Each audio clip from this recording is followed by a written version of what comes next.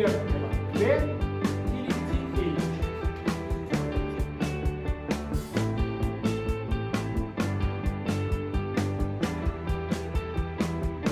Классики, если их не хватает, не критично.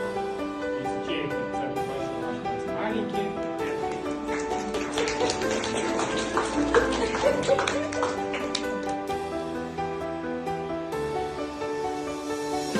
Это такое динамическое видео.